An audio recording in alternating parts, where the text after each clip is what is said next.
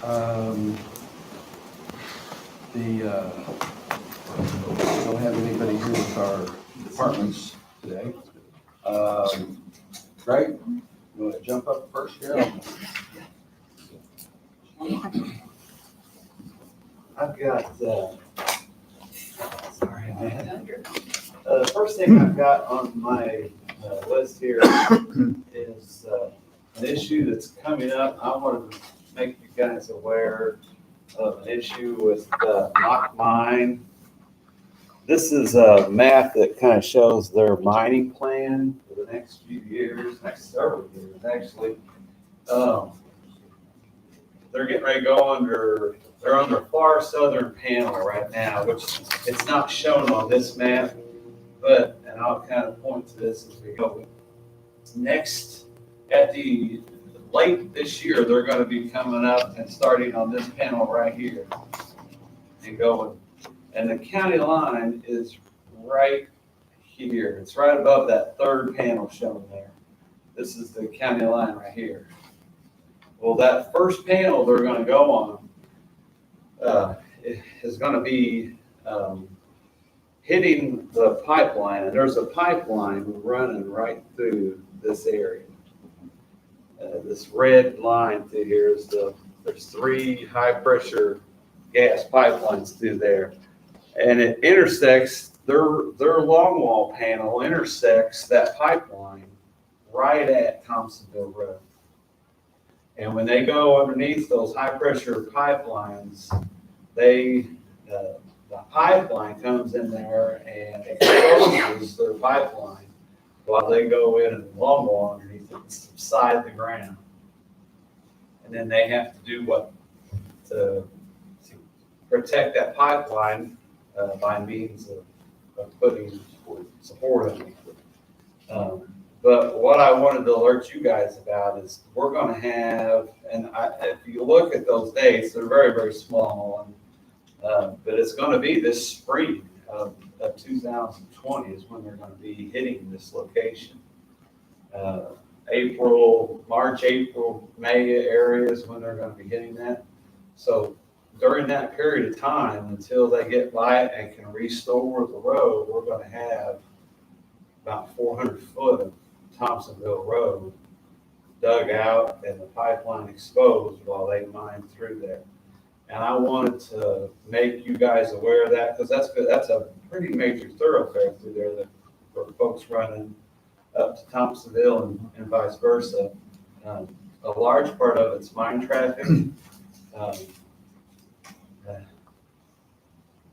There's a real line right. Yeah, there is. This is pretty close to the border. Yeah, and there's a bridge just north of this too. It's not going to impact the bridge. There's a railroad line over here, right? So are you saying the road will have to be closed? Yeah, the road will have to be About closed. how long do you think? It could take, I'm going to guess 8 weeks while because they'll have to dig it out before they get there, longwall mine underneath it, and then restore it.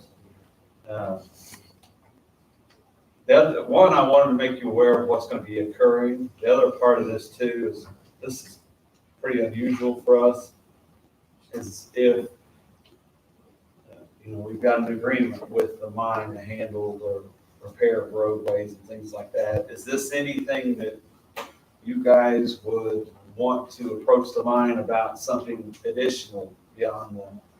And I just throw that out there, Thompsonville, I'm just going to tell you what I'm thinking. Thompsonville Road is one that it's a federal aid route for us. It's something I'd like to see at some point, given the revenue to hot mix it so that it would be a better road for people to travel. The Franklin County side is not hot mixed, but and they're gonna, after they finish that first panel here, they're gonna have 3 more in Williams, or 2 more in Williamson County. And then they're gonna go up into Franklin County and they got 6 more up there. So that road's gonna be tore up for a pretty good long time. Greg, if you have, that's a good sized underground pipeline running through there. Yeah. And I know they've had the other areas where they've dealt with this pipeline before, but how do they keep that from snapping? When that comes through and that drops? The pipeline keeps the crew there 24/7, and as they mine, they are constantly propping that pipeline up, because that ground falls anywhere from 3 to 5 feet, and once they expose it, they have everything there to monitor it around the clock and protect it while that ground is subsiding, and when they go through there. Every panel they've done in Williamson County, they've had to do this when they cross that pipeline. This one just happens to go under Thompsonville Road when they're gonna be coming through there. And it intersects right there at Thompsonville. Yeah, just on our Will they side. will they have to shut that area down at that point? Because that would be Yeah, quite hazard. that road will be shut down for about, I'm gonna say 8 weeks. And that's unusual for us. How far is the detour around it? People get away from it. There is, Not much of it, is there? well, you'd have to go, to the west. There's some small roads to the west and some small ones. That's the trouble. The roads on either side that you have to go around on, you've got to go a pretty good ways to get around. That or they go down the Glacier Road and go to Glacier and come up 34 into Sling County. Or Harco Road, I'm sorry, Harco Road. Well, what do you recommend? It's tough. And I've already kind of thrown this, around a little bit, maybe trying to get them to participate with us to some degree once they get those 3 panels done, to help participate with the hot mix of it. Just approach them about it. It doesn't have to be anything formal, just even if it's 3 miles for us. If we was to pave 3 miles, it's gonna be about $500,000, something like that. Even if they did half to help us, that would be a big benefit. Now, I don't know if they will, but I think it's worth trying. They have not impacted any other road like this to this severity, where they're gonna basically dig it up. Well, if you look at this map, it's over a period from January of 2020 through Oh, yeah, some of them. December, the whole year of 2020,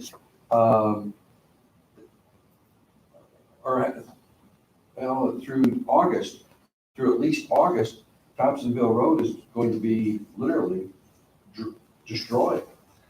When they go through there in March, they'll dig it up a few weeks before and get it, and all the materials in there to prop it. Now, once they get past it, they'll make the repairs to the road. But I'm gonna say 8 weeks. Now, that whole panel is gonna take all of 2020 to do. That panel that's just south of the county line.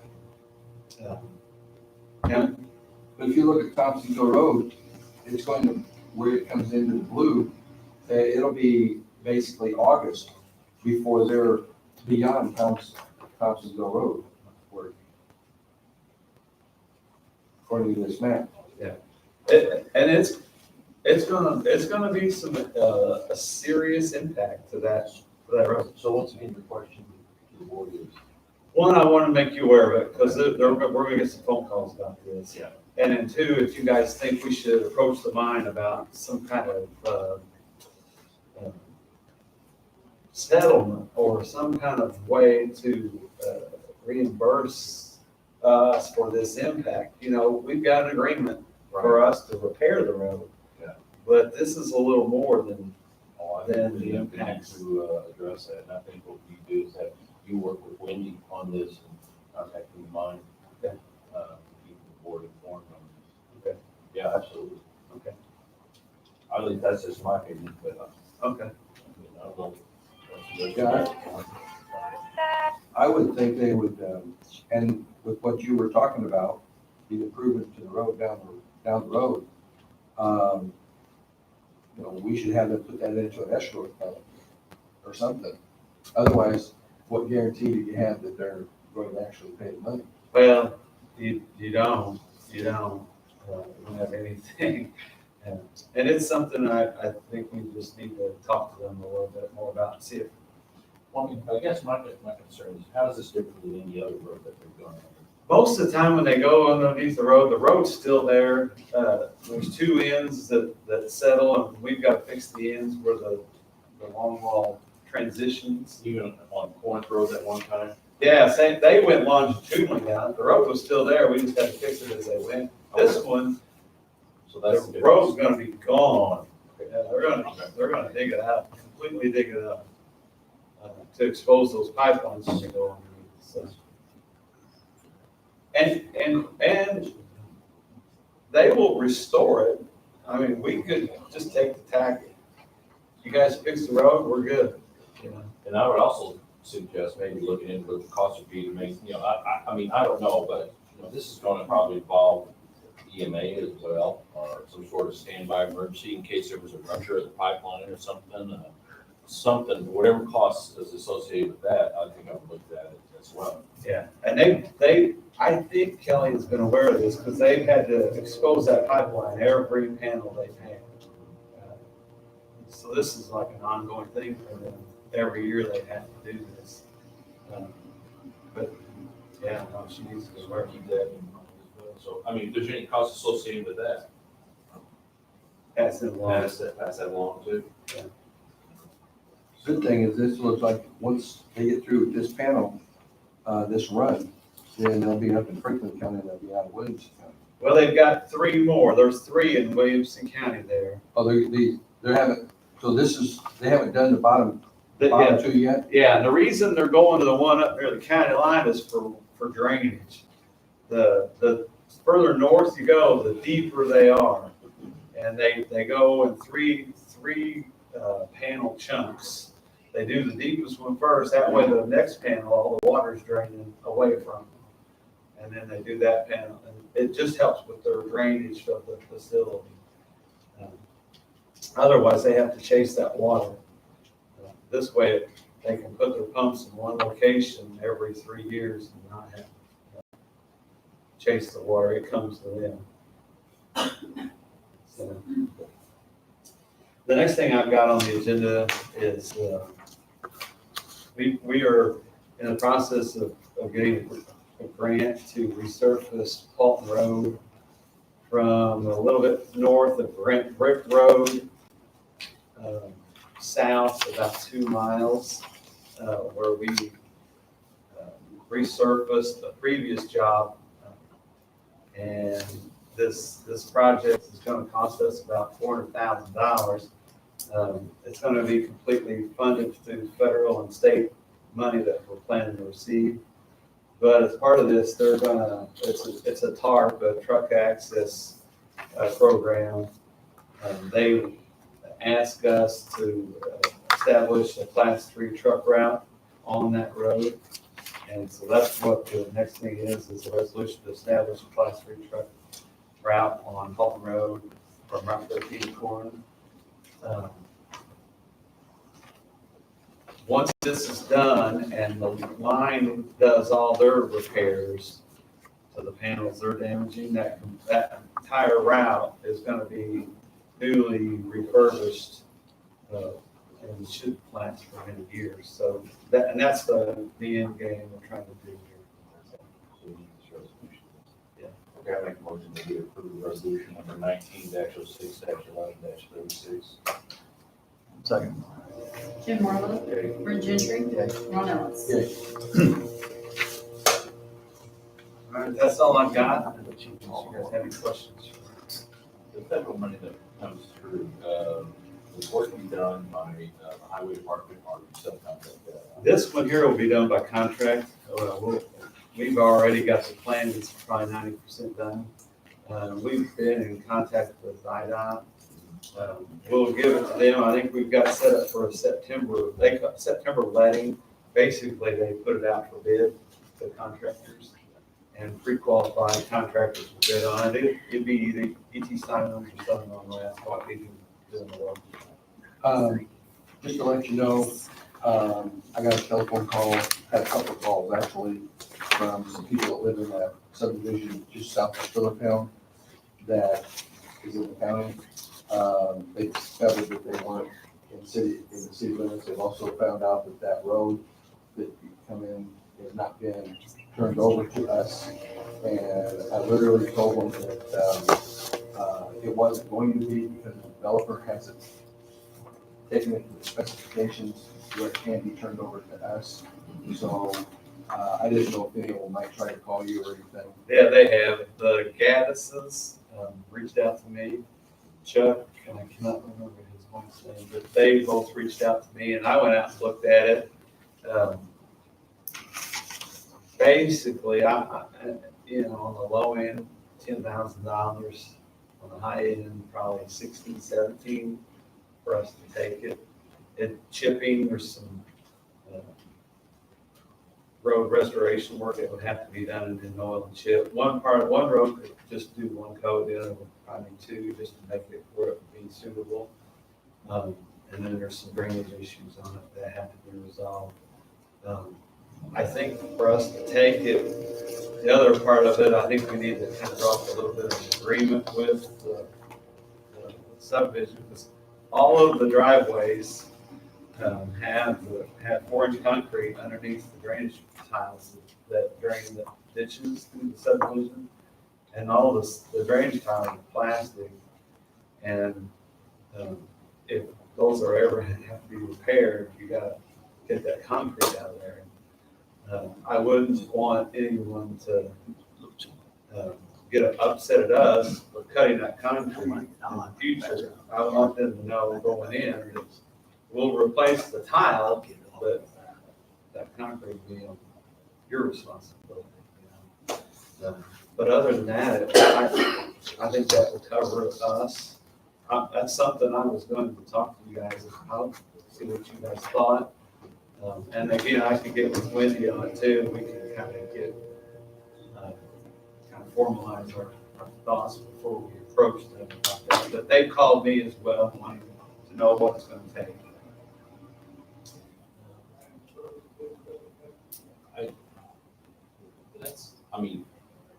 I don't have a problem with it, but the only question that we have to look at then is, we've discussed this before. What the next subdivision policy, one of the same thing. So are we going to be getting into the business of fixing roads for Well, subdivisions? I think on this, And if so, then are we not in competition with a private contractor? yeah, no, I think, that's a policy question on whether, if they pay us cash money to take care of their roads, do we want to do that?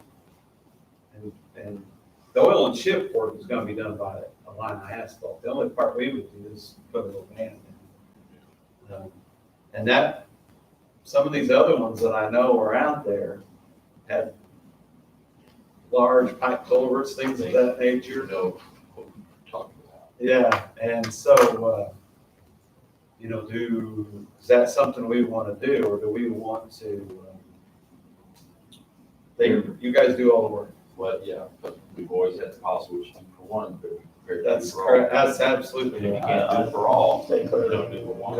And I think Jim's on target there because, we don't need, first off, we don't need to be, doing that for just some, because the majority of them that are already out there the developer took care of it. Yep. I get literally just 10 minutes ago, got a telephone call from a guy that, gave me your number to call. They are, he's looking to buy a house over here from Jackson County. But the subdivision that he's looking at is relatively new and hasn't been turned over to the county yet. And I told him he needed to talk to you, we can find out what the specifications were and where they stand. Because I said, you have a much better idea of what's going on. And then the recourse is, if the developer doesn't take care of it, the homeowners have to go after the developer. We shouldn't be interceding in that. I just wonder if you're gonna be opening up the door to, for these developers to say, well, I'm just gonna take it up to this point. because I know the county. You guys finish it. County comes in. I think a perfect example is 2 weeks ago with Butch, the homeowner association, that's what you're getting into. I stay clear of it. Keep it as is. Wendy, what's your opinion on that? You have any opinion on? I'll talk to Greg. I can talk Okay. to Greg more about it. Okay. Yeah. That's all I've got, guys. All right. On old business, I have Stephanie keep the frontier contract on there so it doesn't fall to the wayside. I'm not aware of any developments on that or I have a couple. Do you want internet first or phone? either one. Let's go with the internet. I heard back from Leanne on the internet. If we were to terminate the internet as of July 1, the amount that the early termination fee that we would owe would be $8,942.47. She says that would be for July 1 through March 29th. There would be no other charges.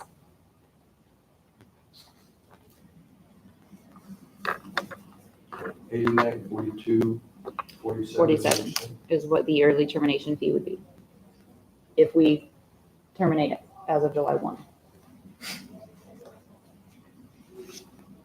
And what about the phone? Switching to phones, I know that's something you guys want to look at to see if we did have any current phone contracts. The only one that I was able to find in my records, and I think Stephanie tried to do some checking with Frontier, and they didn't seem to have anything else either, is a service agreement that we signed in March of this year that's good for 1 year. But we didn't have an agreement on file here for the internet either. So that's pretty much par of the course. Well, this is a service agreement that we signed in March of this year for our phone system. If we decide to change phone systems, This goes till March of 2020. why not? And it has the same provision. If we want to terminate, it has to be done within 60 60 days days notice. notice. Yes. So, okay, I'm gonna talk to you later about something on this. Okay. I got an idea. I can get you guys copies of these after the meeting. Okay. But that's the update I have. Right. All right. The PVC lease agreement, I'm not sure what's going on there. I do know that in the minutes, we'll have here in just a little bit, there's the update we have on the $40,000 a year. I want to make sure that I'm going to read that so it gets into the record, so we'll have that going forward, but I'm not sure. I think that goes about 4 more years. Yeah, 4 years and 40,000 a year. We extended that. That's in our May 13th minutes here in just a minute. Yeah, I think that's what this refers to on your agenda today. Okay. We were going to try to put something in writing with the PBC as to what you guys had agreed to. Well, let's just jump under that. And that's not been formalized in writing yet. And that was just something you wanted to keep on Yeah. there, so it didn't get forgotten. Right. Yeah. On our May 13th, 2019 minutes, in there, we discussed the PVC lease, and there would be 4 $40,000 payments that would be left to be made for the additional work. The first payment would be, these would all be made in December 1 of 2020, December 1 of 2021, December 1 of 2022, December 1 of 2023, $40,000 each. And that way we would have that paid off. Okay. Is that the way you guys understood it too? With the PVC? Yeah. Because this was that extra work that was being done. And that way we had the extra money this year to do the repairs over the jail that we needed. So. Yeah, and Ron, I know you had kind of formalized a little bit in an email that you had sent to Doug Williams. Right, And I know the PVC has already consented to it. We were just wanting to put something a little more formal in writing, which Make sure hasn't it's been in done yet. Yeah. but better in the records. Yeah. So it doesn't slip through the cracks. So outside of the minutes, I'll make a motion that we accept the May 13, 2019 minutes. Okay, what we doing here? We're jumping Jump down down. to the minutes. That way we have, that goes hand in hand with the PVC lease agreement, for that We $40,000. want to do the one part of the minutes now? Yeah. Got a second. Jim Marlowe. Yeah. Ray Gentry. Yeah. Ron Ellis. So back up to the, so that goes hand in hand with the PVC lease there. Then with the IT position, we interviewed the two guys, and I don't know, did they send their, I got an email this morning. I sent to her for references and stuff. And, I mean, I just got it before I walked in there, so she's got it now. So you can pass it out to everybody.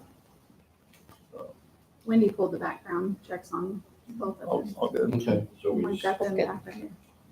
He was out of town, and I asked him about the gap with the job, and he explained all that. She's got that email too. so are we gonna discuss that later on, or, because I don't have a, I haven't even had a chance to read his email. I think everybody, yeah. just let her kick the email around, everybody ought to look at it. Okay, For all the references. So do you want to table that Both for those, now? both those emails, I'd like to table that, I didn't know if, no, definitely table it. fixed asset, I didn't know if you wanted to discuss that maybe this afternoon or something, just have a little talk.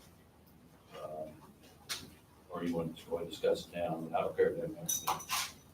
on the fixed asset, what we were talking about is what we were going to What we're going to do. assign the value Right, of doing that. now, I'll just state, what we're talking about now, I don't care. It was $7,000 what we budgeted for the stipend. I think Jess has done all the legwork, all the heavy lifting. I think the stipend probably should be down to $3,000. And possibly, just as an idea for 1 year to see how it works out, maybe increase it to 4,000 after a year. But kind of get a feedback from Amanda, because I believe you employed me in your office. And work with Amanda and listen to her on how they're doing with fixed assets, how they're maintaining it, reporting it, and everything. I would like to recommend that we just go down to 3. I think that, of course, when the sheriff's department gets all the new setup over there, there's gonna be quite a bit of labor attacking that. So I've already submitted my email to her, so I don't know what everybody else has done. Is everybody in line? I didn't. Everybody in line, or? You're the only one I heard from.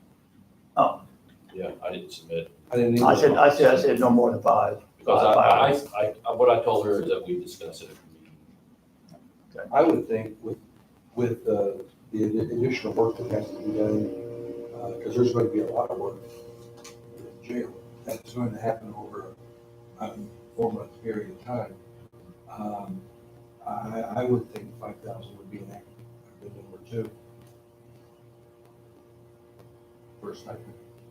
I'm gonna stick with 3.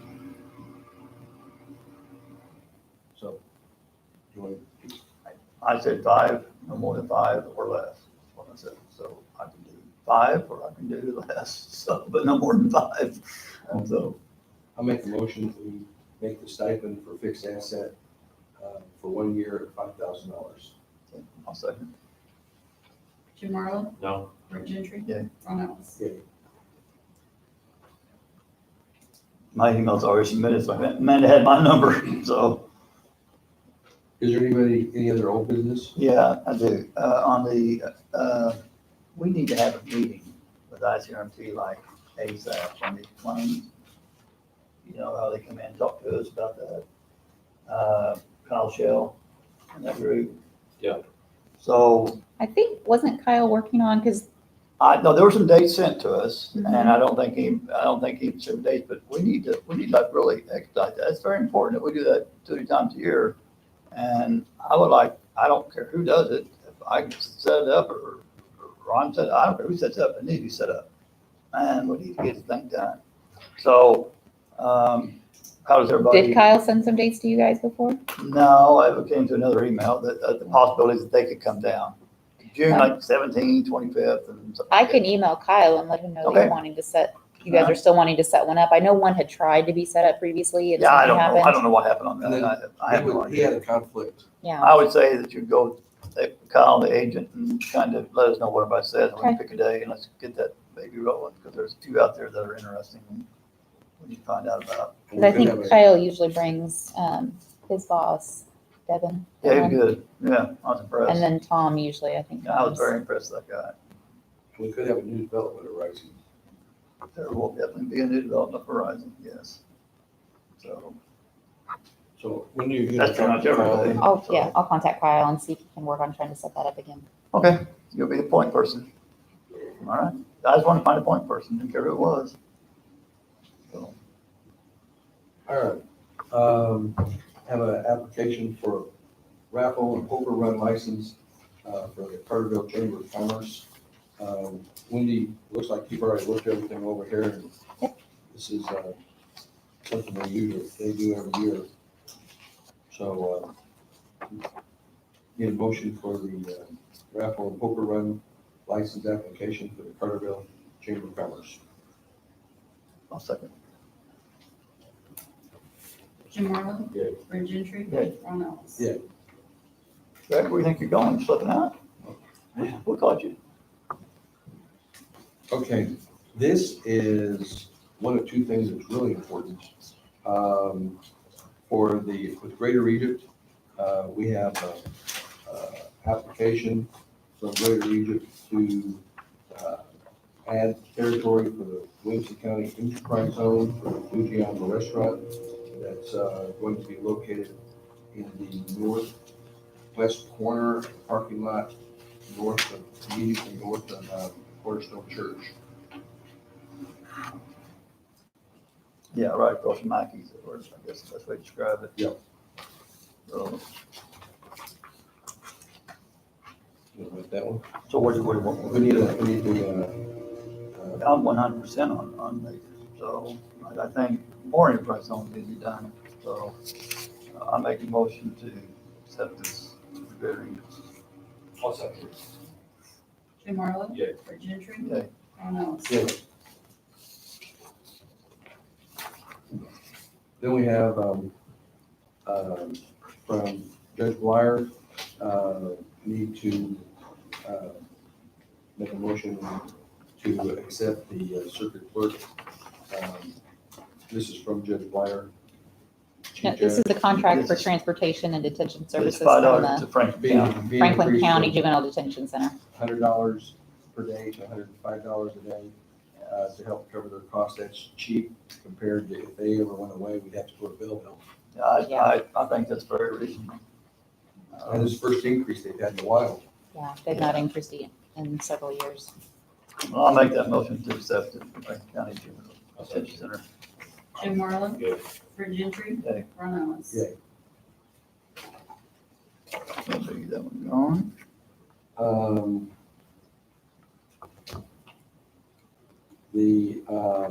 Then we're up to the engagement letters. We've got 3 engagement letters here. One is for the commensurate fund audit for November 30th, 2018 from Hudgens and Meyer. And the question I have on this, once again, is we have a contract here, an engagement letter, but we're not taking any bids apparently.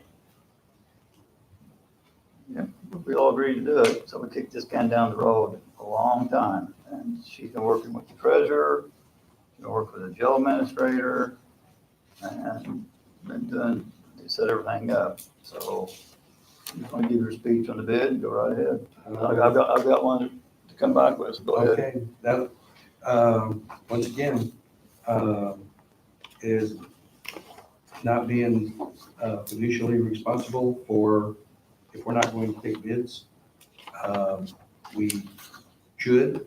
Now, does that hold true for the first 10 years you were here? Yeah. So you're just as, you're saying what you're saying The yourself. last 2 years, I fought, argued No, about the vividly, first quietly. 10 years. I haven't been here that long. Oh, yeah, yeah. Yes, you have. Yeah, yeah. I've been here Well, that's 10 plus 17 years right now. Okay, And I'm for not the gonna last argue. 2 years, Okay, we'll we- make it 9 years. That makes it more accurate. But the bottom line, right now, we need to have bids. We need to bid the audit work. From Hudgens and Meyer, we're paying her $75,000 a year for an audit. Franklin County pays $47,000, $48,000, $49,000 after having bids. She's been here for over 20 years, and I don't know how far back You it think goes. it's uncommon? But it's It's not. very uncommon, No, it isn't. No, it's not. absolutely. No, it isn't. Aaron's had 22 years, Mary's 18 years. No, it's not. To not have bids, Professional service, no, it's not. No, professional services. They're doing homework. They're wrong, Ron. You're absolutely wrong. This is a personal grudge for you. no, it's not. Yes, it It's is. being fiscally sound. We're paying $75,000 a year for an audit. And so We're you're paying paying, so, $40,000 a year for a consulting fee. no, you're not. We're paying, No, we're it's not. not? No, your numbers are misleading, Ron. There's $5,500 actually spent on the $40,000 that you just sent out your little, whatever you want to call it, press release or whatever you do here. $40,000. The actual to date, year to date, is $5,500 spent out of $40,000. That's only if we need the services. You know that. We have spent we have given her substantially more than, we budgeted $140,000. The Her firm, The firm. well, she's the firm. Well, So- you want to be accurate, let's make it Let's make it accurate. Right here. Here's your little thing you sent out through Facebook messengers and all the media and everything, blah, blah, blah, your typical stuff. That $40,000 a consulting contract, which makes the person believe we paid $40,000. In reality, we paid $5,500 of $40,000. At the moment. Yeah, the year's not over. Exactly. The bottom line is we're going to pay her $75,000 for a budget. Who approved that? We're going to pay her $40,000. Who approved that? We did at the budget. Including you. And Including but in you. the budget In process, the I wanted budget to bid it. process, you. And you chose agreed. not to. You agreed, and you could have voted no, but. You could vote no, how'd you but I have Ron? voted. I You voted no voted the year for it. before You voted for it though, didn't you? because I said I would. Okay. Because we put some other things in the budget. And you voted for it. This one line Okay, item. that's all we're I not need to know, Ron. Well, I'm All still this going boils to say, down to is, let me say something here, it's just two lines of thinking, and I respect your opinion, Ron, don't get me no, wrong. you don't. You don't expect ours. Let me finish. Everybody's entitled to their opinion on this issue. And you have your opinion, you're very strong about it, very passionate, and I understand, and I appreciate that. But it boils down to opinion, matter of opinion. And I'm very happy with the services that they provide. We've gone over this, we've rehashed this almost at every meeting that we've had since I don't know. But in my opinion, which I wish you would respect, I evidently you don't, but I'm happy with who we use. I'm happy with the services that we provide and that they provide. And so I don't see there's a problem. I don't see the problem. Well, we're paying $75,000 for budget. We're paying $40,000 for a consulting fee. We're paying $17,000 for her to actually do the budget. And we're paying $8,000 for, You don't do the the budget? whole. we're paying Hold $8,000. on, you don't do the budget? Let me You do finish. the budget. We're paying $8,000 for a circuit clerk audit. That's $140,000, all of it, no bid. And Why did you approve it? because we had other things in the budget, And so, I just got outvoted on the fee increase or the stipend increase. They're gonna make phone calls. I would. Am I going to the press with it? No, it's. $140,000 is a hell of a lot different than $2,000. Do we have Okay, this, well. do we have the same labor attorney we've had for 27 years? Yes If or you yes wanna or no? I say, let's Yes bid or it no? out. Yeah, let's bid Why, it, why do we? because you don't want But to they're bid the it. best. If you want to bid it, let's bid it. I want to bid the audit work. Yes. I think I- $140,000 for the audit work, and it's a conflict of interest. You cannot be the budget preparer, you cannot be the consultant, and you cannot be the auditor at the same time. That is a conflict of interest. If you bother to look up the general accepted auditing standards and gas, I'm saying it. you have. Yes, I have. Well, then how can you say that that's okay? If you Well, think, how- Evidently, you thought it was okay for the 9 years. No, I've been griping about this for a long time. Finally, Ron, I made up my mind in When January. I I told first you got in on here- January. No, I told you in January, when we did a no bid audit then, that I was not going to let another bid go by without being done. And that's exactly where we are now. We've got 3 engagement Correct me letters. if I'm wrong, but the very first year I was here. Yeah. He's the one that put pencil to paper and explained to me the advantage Right. of using that firm. Right in that Right room. in that room there. Yes, sir. And you've never changed your mind, ever. Why would he? Because I'm happy. Well, I'm glad you're happy, I- but we're I not said- being, I we're not, said the same thing whenever on other professional services. I've rehashed this time and time again. I don't shop cheapness whenever I go to, the doctor, or anything. There are reasons why certain people have higher qualifications will command the higher price. Absolutely. I'm comfortable with the security that we have. 15 years in a row with a balanced budget, which We're other very county proud can't that We do. have a balanced budget every year, that we're in the red. And like I said, Ron, I appreciate and I respect your opinion, but I just don't get as excited about it as you do. I don't know, something must have changed with you, and I don't know, because for the past 9 years, you were fine with it. no, I wasn't for 9 years. Well, keep then saying why 9 didn't you? I haven't been here that long, Jim. I've been Okay, here 8 10 years, plus let's years. make it 8 years now. Or 7, or whatever we like Okay, it. whatever you, however long you've been. Since we had the theft in the circuit clerk's office, I have been wanting to bid the audit position, period. That was 4+ years ago. I have been attempting to get a bid. This is the first time I've ever brought it out to this attention, to this level. But we have never bid it. And it is a travesty, in my opinion, I knew that. that we don't, and you've heard it before, you're gonna hear it again for the next Perfect. 17 months. Well, you're really big on a veterinarian here in the county, correct? I don't care. I'll tell you this, Services. you wanna bid that, you're gonna find that it's gonna cost you more money, because there's not a vet out there that's gonna receive what we pay that vet. You Now, want, if you wanna bid it, bid it. But If you you want- wanna bid the attorney, bid it. If you wanna bid this, let's bid it. Let's bid it all. but you did want to give him a substantial increase this year, correct? Just to bring him up to what the other counties have. You're talking $400 a month, Brett. How in the world does $400 come Well, close? you're passionate about that too. $140,000.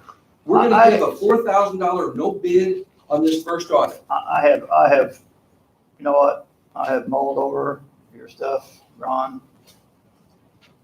And I'm gonna say something, this will be the last time I say it. I think this article the other day tells it all. Special county board meeting resolves nothing. First paragraph. Wednesday special meeting of the Williamson County Board of Commissioners called by Chairman Ron Ellis proved senseless and a waste of time. Did you see that article? Yeah, well, let's talk about Okay, that, no. because you brought it up. No, we're not gonna talk about it. 'cause No, I'm- we're gonna talk about it. You brought it up. You're darn skippy. We're gonna talk about it. Go ahead. On that, Britt, or Jim, you made a comment that during the budget process, we said we were gonna move $2 billion into the IMRF fund. That's a true statement. We did not talk about putting $1 million into the FICA trust. That's $3 million. And the bottom line here, guys, is this. If you were to equate this to a house, we have a house where we owe $1 million on a house. We're paying 7.5% interest on that house payment.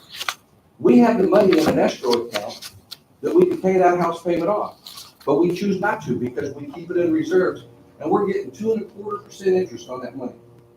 So we're paying 5.25% more than what we're getting when we have the money in an escrow account that we could use to pay that house payment off, And what did, and we choose not to. what did the new treasurer that you reported highly, what did he say that day? It would put me in a bind financially in my account if you did that.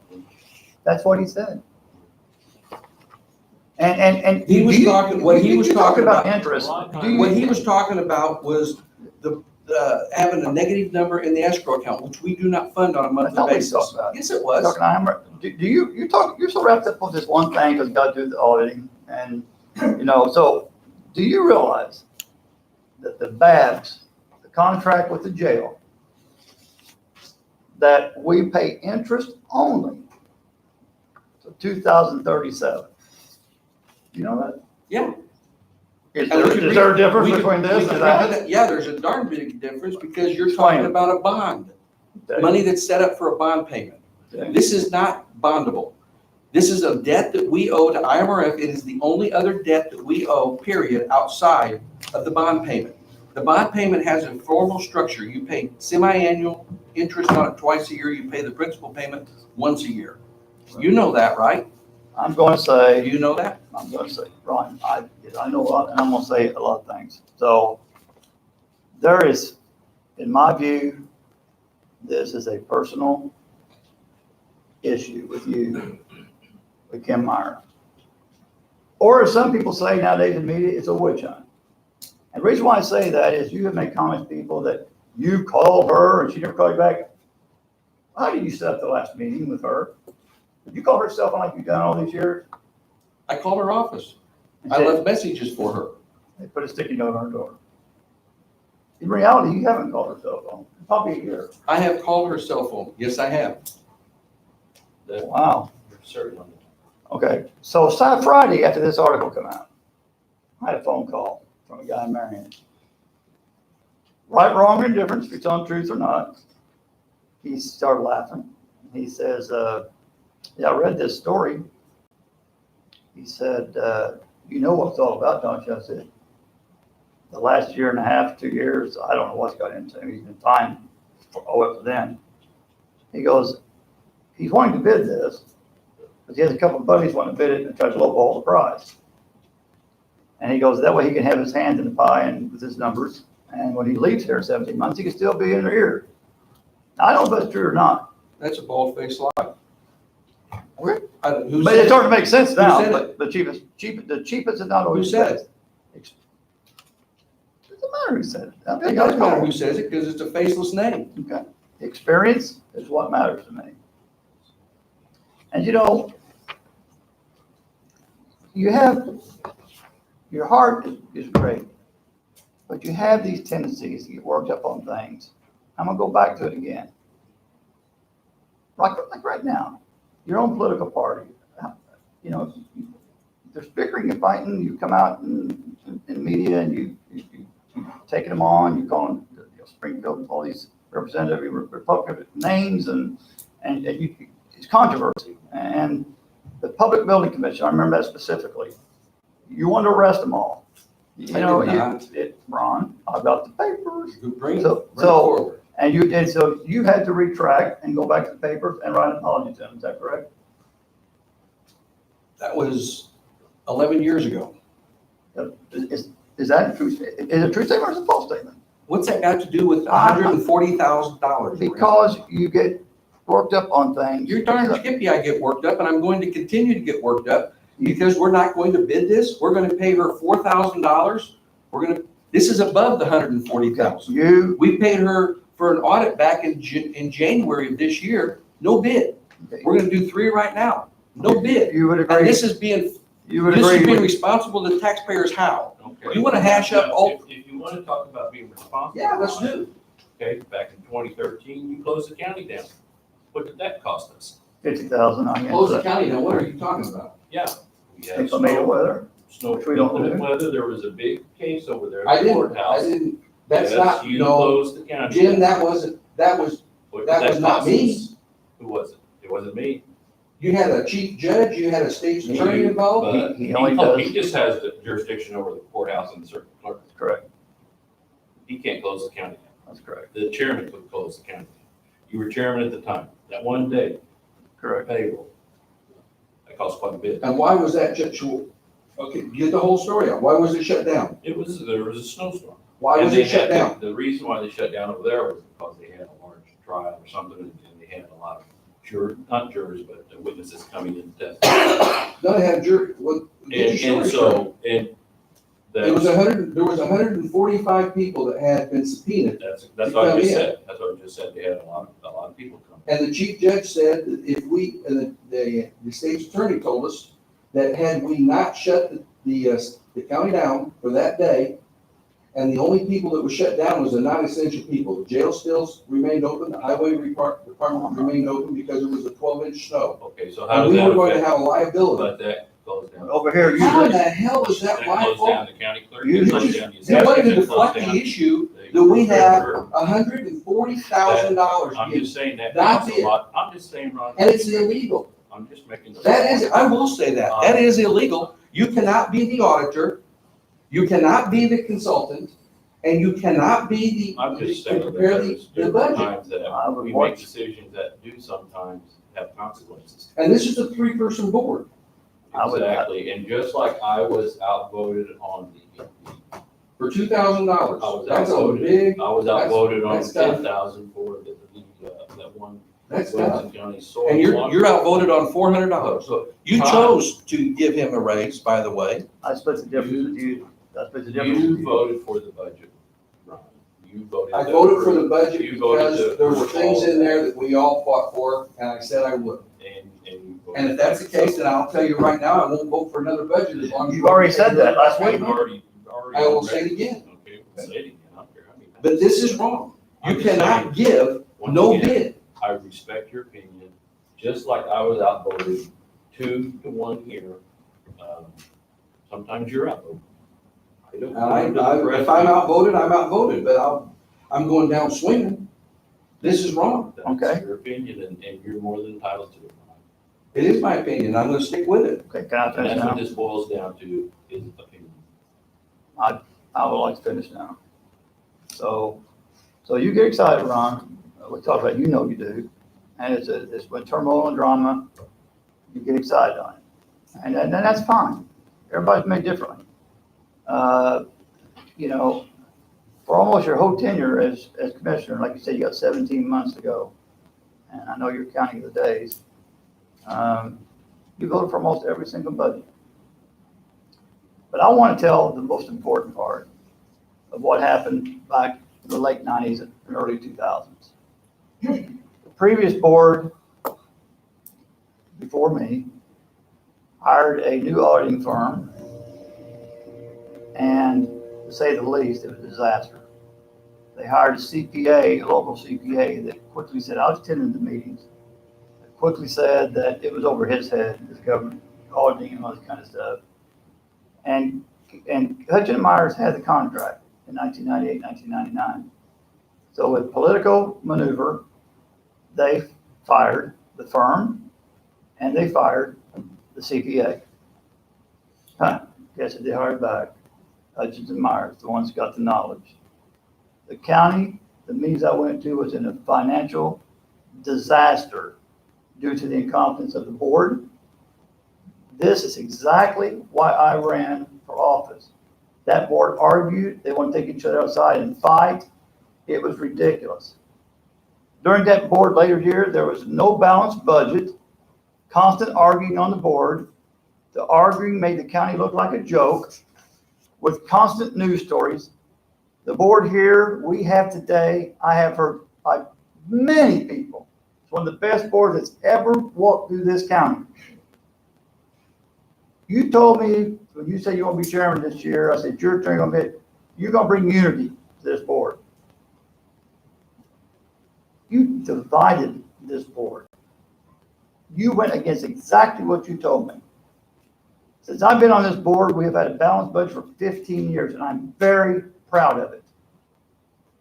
Let me put it this way. If any of us in this room would get sick, really, really, really sick,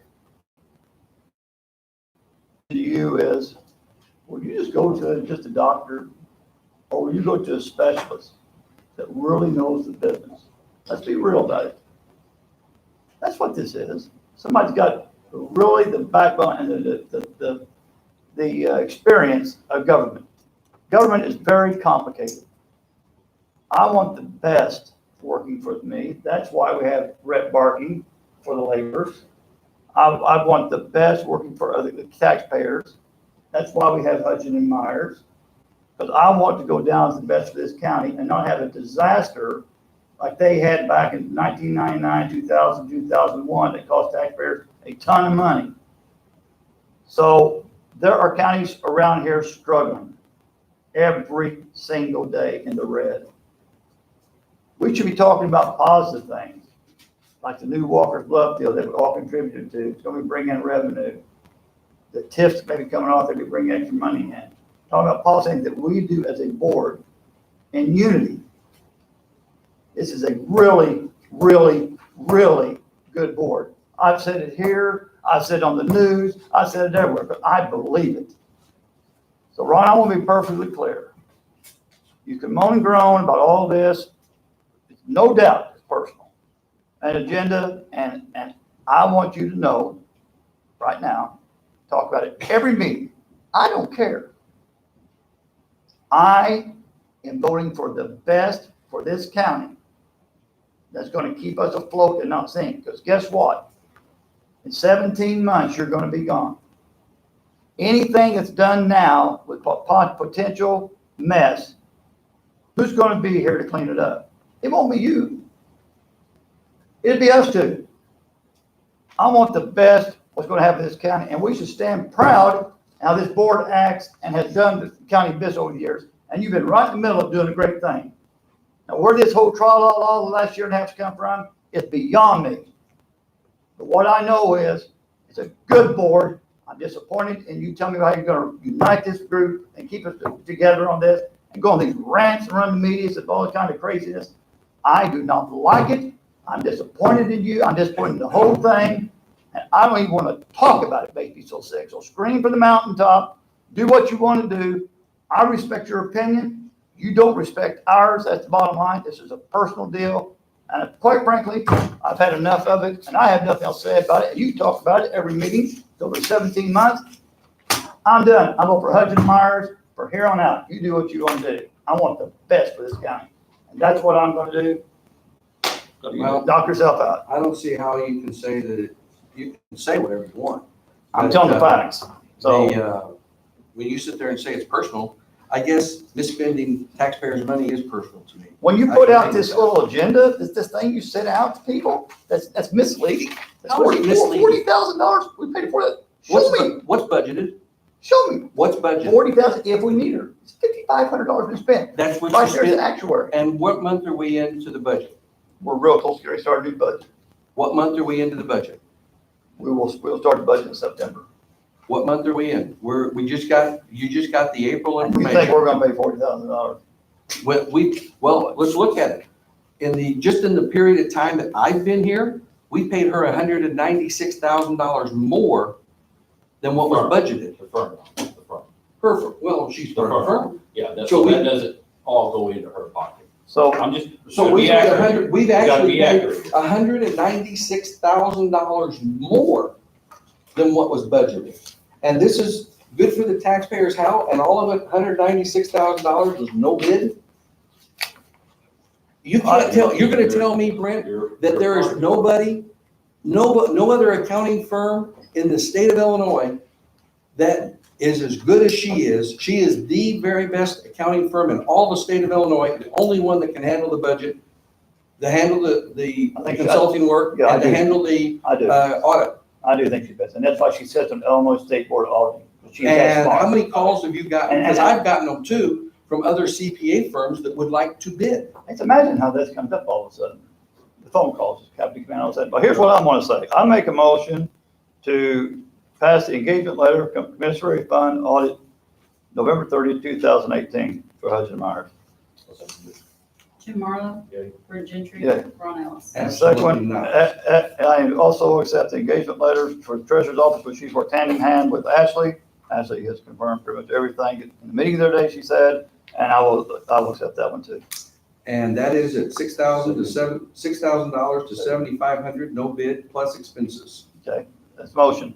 Jim Marlowe. Yay. Brent Gentry. Yay. Ron Ellis. Also accept Absolutely the not. engagement letter for the jail administration exit audit. I might add that the administrator had left over to jail, and it's always good that we have to do an exit audit, by the way, we have to do it. So it's not something we make up, we have to do it by law. So we're going around, so with jail administrator, it's just coming in, it protects him, it protects the outgoing one, and I'll make that motion too. And once again, that's $4,500 to $6,000 plus expenses, Perfect. no bid. Perfect. Jim Marlowe. Okay. Brent Gentry. Yay. Ron Ellis. Absolutely not.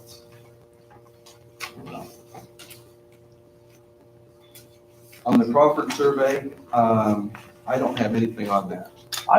Is that on the property? Alex is here to talk about it. Oh, where did you come from? Why didn't you come in? Yeah, imagine that. Crawford submitted their survey that you guys requested for the property around the shooting range and an invoice for that.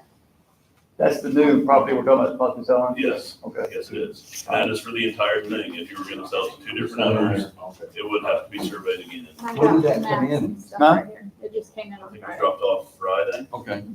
Donnie brought it over. Okay, well, just out of curiosity, was that bid? No, because it wasn't, I can answer that, which is fine. They do good work. But it wasn't bid, correct? Not to my knowledge. Huh, okay. And that was how much? 1,500? I I, don't know what, Jeff was taking care of it and he's not here today, so I'm taking care I've of got it. an invoice in here, I think we'll table that until we see it. $3,987.50. Well, that's a good price, okay. Will you agree to it? So are we gonna table that, or we just gonna go ahead and approve it? I think, I mean, I think we should table it until you actually look. how at many it. table things we got? How many table things we got? We got Frontier That's the only one and that's. PVC? IT position. No, we didn't. No, we didn't. IT position. IT position, Frontier, telephone and IT, or not, the telephone and the internet. Frontier and IT are tabled, as far as I know. Yes, correct. Okay.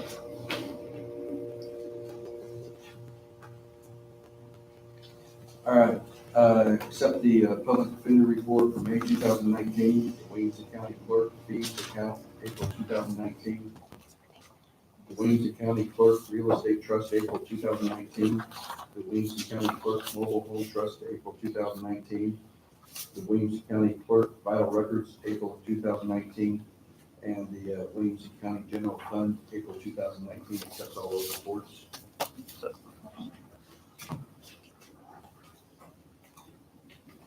Then, Huh? no, we did not this one. This is also from Greater Egypt.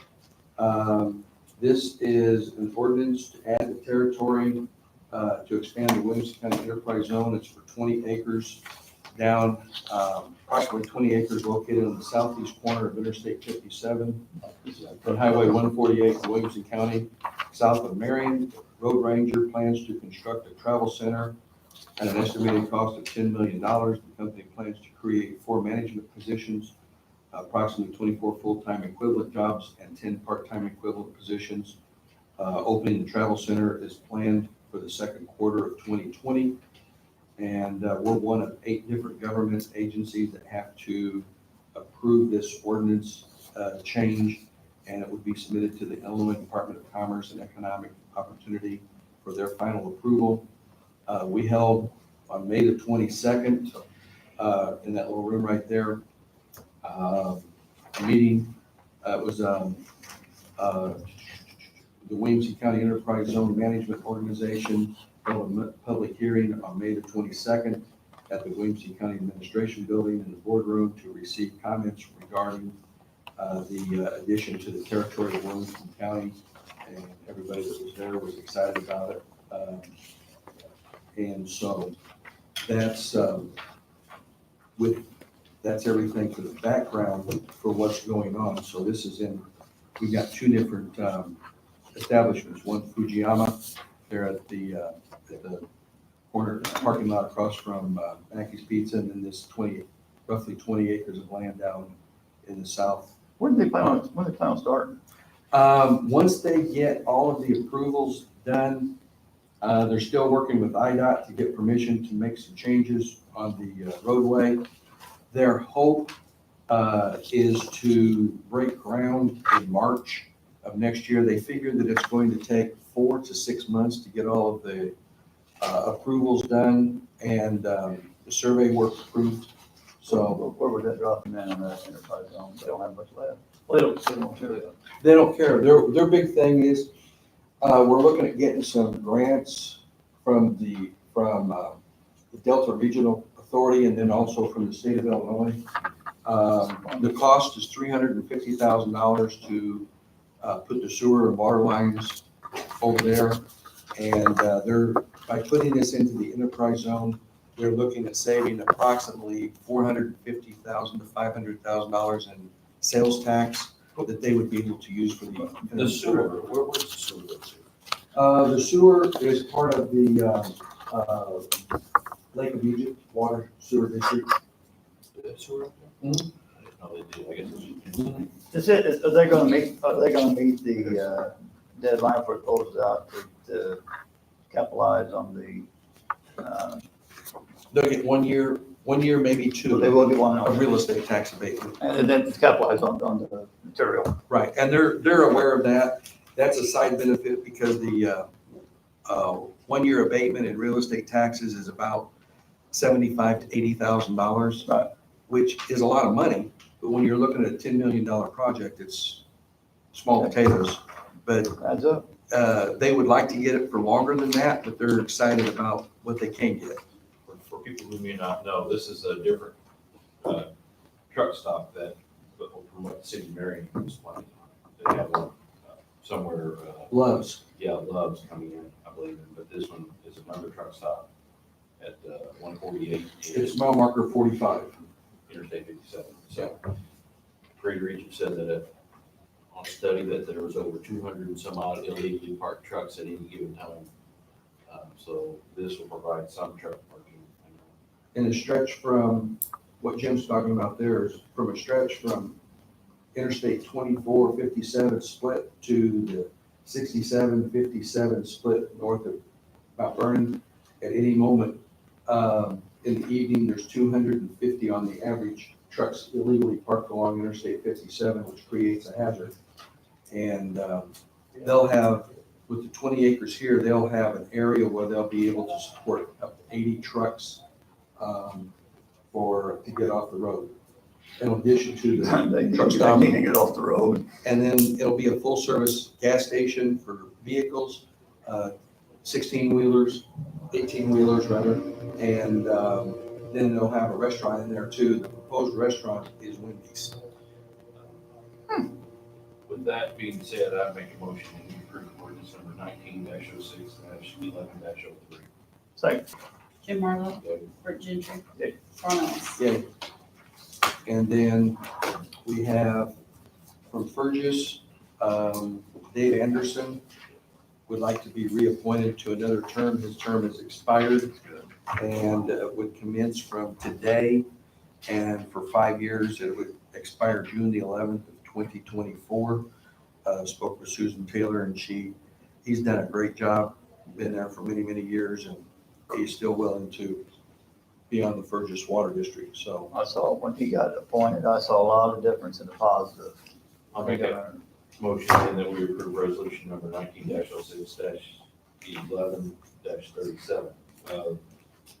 Approval of David Anderson. I'm like, yeah, I was like, Jim Marlowe, Yeah. Bert Gentry, Yeah. Ron Ellis. Yeah.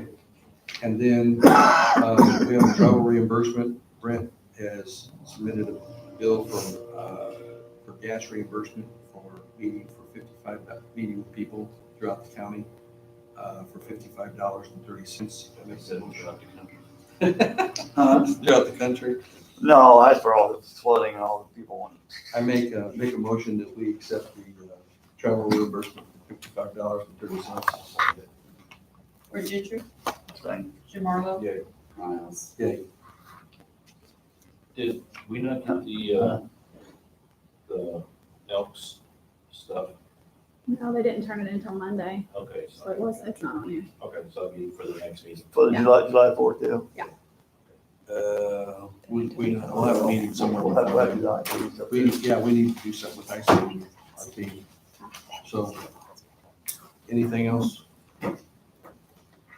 We've got something else on there. There's somebody here to talk about group benefits. Oh, yeah, I'm sorry.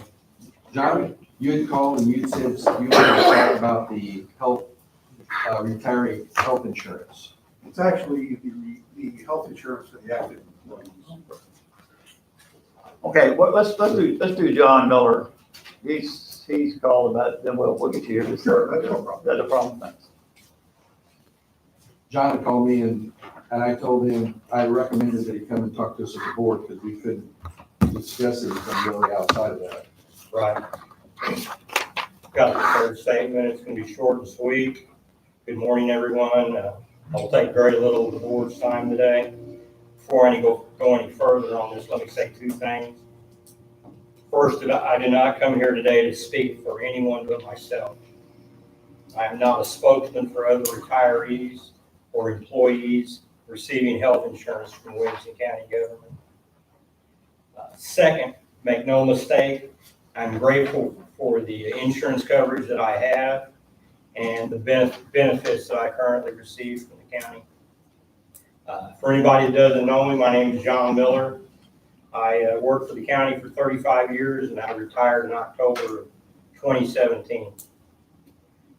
Currently, I receive health insurance for myself and my wife through a plan sponsored by the Williamson County government. In December of 2007, the county board at that time, almost 12 years ago, signed a resolution.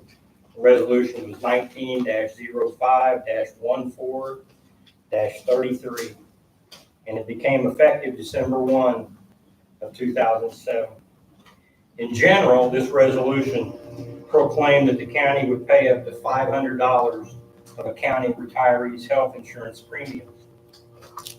And at the time when that was signed, $500 was a generous portion, and in many cases, 100% of a retiree's health insurance.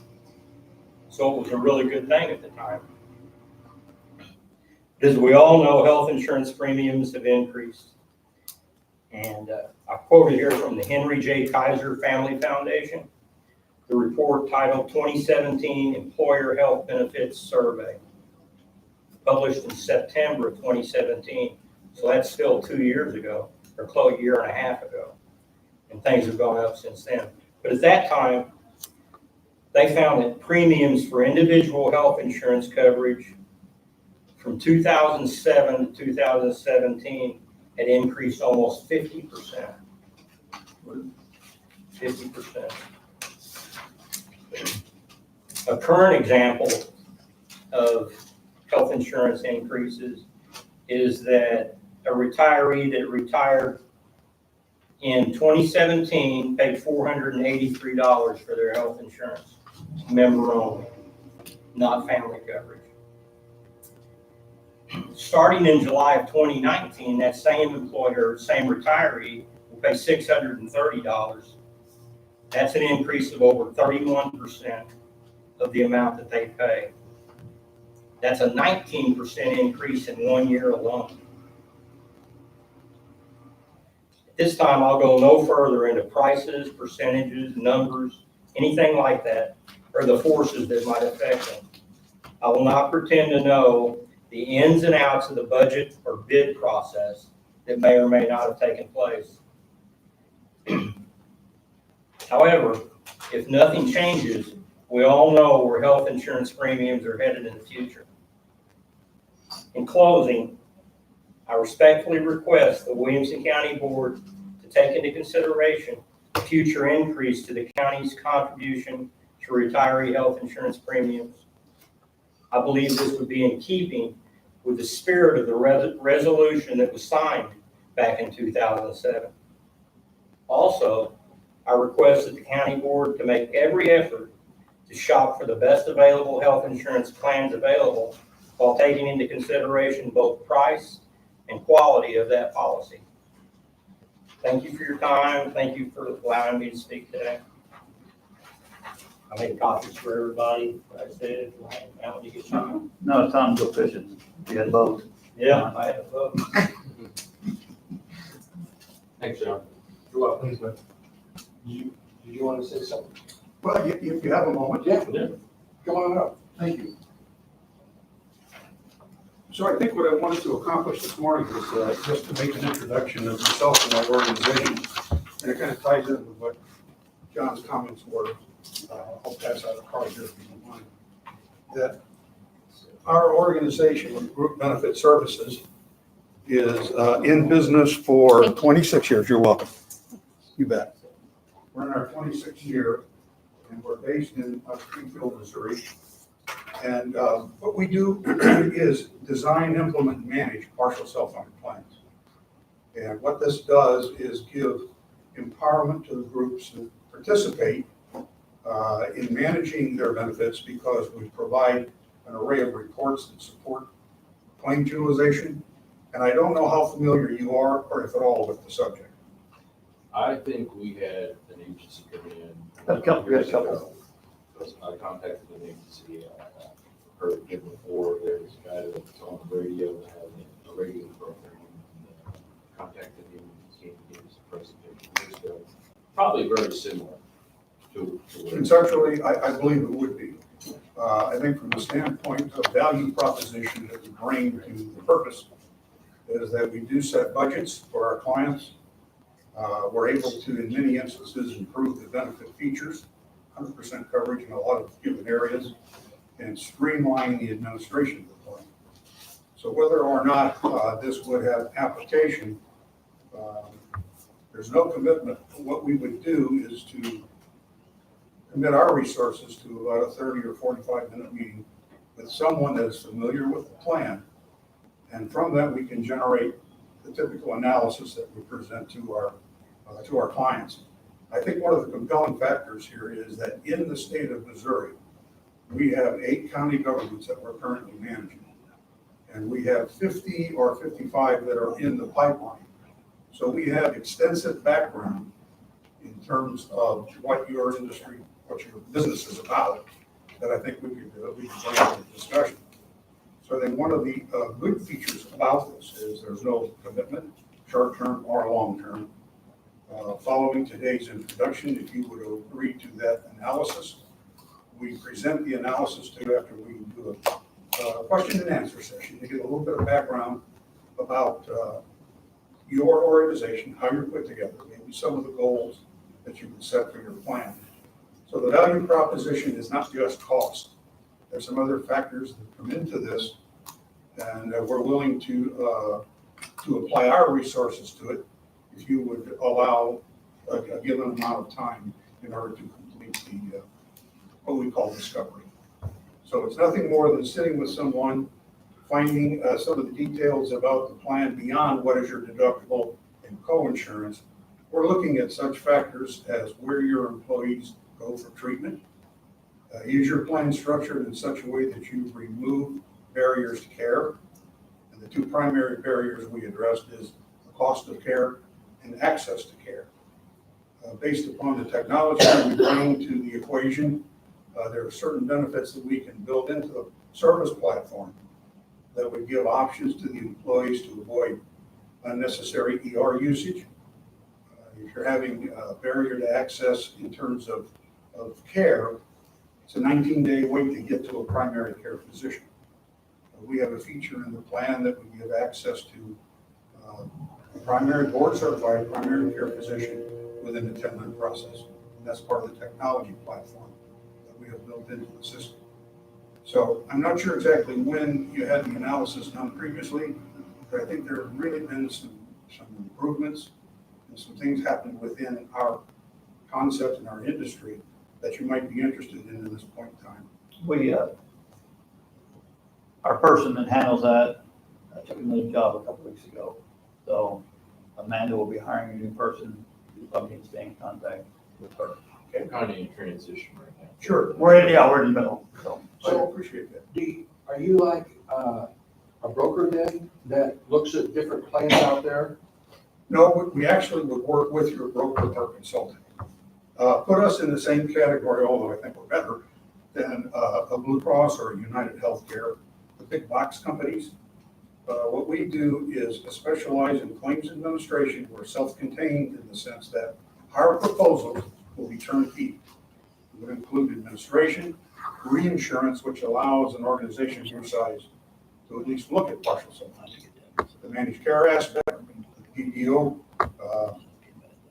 component, wellness, all of the factors that are in your plan would be a part of our proposal once we understand how your plan is put together. I know it's just come about here recently where we have a situation where in-network and out-of-network has really come into play locally here lately. So The I'm way not we sure how that plays into this. The way we deal with that is that we would have, pardon me, a primary network suggestion. But we also have what we call travel or wrap networks that would cover the entire US. So depending if your employee were to travel outside the area, as an example, vacation, and have need for medical care, what happens then, we have a solution for that. There is a hierarchy built into our claim system that will run the provider tax ID number through these filters until we get to a discount. So we not only have one network to deal with, we have the underpinnings of additional networks before a discount. Now, if it gets all the way to the bottom and we do not have a hit on that tax ID number, we then negotiate the claim with the provider to sign off. So the member can't be balance billed or the discount reversed. So I think the primary things that resonate with our clients in Missouri are the proprietary benefits that we've negotiated directly with providers that are nationwide and provide 100% coverage for blood tests, for high-end radiology, MRIs, PET scans, CT scans, delivered to the member at no out-of-pocket deductible or co-insurance. We have a diabetic management system, and we have a deductible buy-down arrangement that we can build into the plan. So the features really become tangible and help the members control their out-of-pocket expense. Now, the win-win for everyone is that the charge back to the plan for use of those vendors is reduced. An MRI would be about $4,000, generally speaking. If you use our standalone arrangement with one-call radiology, it becomes an $800 charge and no charge to the member. So this is basically going back to self-insurance. With the addition of reinsurance, which means that it's not an open-ended liability. We will set your maximum cost to the penny, so you know exactly what worst-case scenario your out-of-pocket could be for that given year. Without that, there's no way that I could even show my face, actually. When is your renewal, if you wouldn't mind sharing that? July 1st, I believe. Okay, so we're a bit late this year given the fact that you're searching for help. Yeah, through CMS. Yeah, but they've already signed the contract with them. Okay. Well, we would have time to look down the road and get acquainted with who we are and what we do, if that's acceptable to you folks. Sure. Once again, no obligation, no financial obligation whatsoever for the analysis. I thank you for your time. And there is your contact. He will enjoy every minute of it. All right. I'll make it as painless as possible. Thank you Thanks, again. Marvin. Okay, you bet. Thank you, sir. Does anybody else have any questions or anything? Thanks. Yes. I have one in Washington. I'm glad you came. I am too, Mr. Chairman. I am a citizen, have been here for 50 years. I was married to an accountant for 20. I have an accounting degree. I was very surprised to find out that our auditor and accountant were from the same time. We're being paid to the same person. Firm. That is totally unacceptable. And Mr. Gentry, your tirade has been noted. It's very unprofessional. And as a citizen of the city of Marion, I am ashamed that we have somebody on the board who goes off on somebody else who's on the board. I will do whatever I can personally to alert as many people as I can the fact that we are paying the same individual who is doing our accounting services. And we are paying them for the auditor. Totally out of line. The accounting services, once again, we had this discussion last night. Yes, we did have a discussion. Takes care of it. A rose is a rose, no matter what you call it. I wish you would have attended the last meeting, man. I will be here. I'm retired. Good. I wish you would have been last. I have nothing else to do on Tuesday at 11 o'clock. Make it 10, that's when we start. Well, I was here at 10. Okay. My daughter happens to work for the sheriff's department. I have a son who was one of the star athletes in Marion, Illinois. And he was from. So I have some knowledge of what the commissioners are in charge of. But I can say I am very disappointed. I am, Very disappointed. I am too. And I'm also, you're talking about tiring, everything I said is factual. No, it is not. Yes, it is. No, it is And not. that's your opinion, that's I'm fine. not, look, this That's is, your opinion. you've already had yours.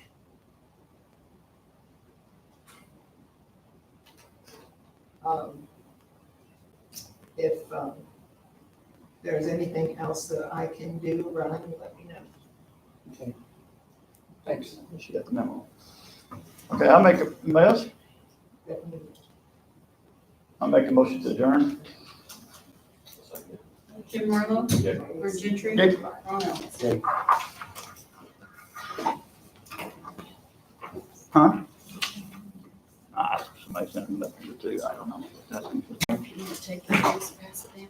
We can get it, John. John, she'll probably want it for the minutes. See you guys. So you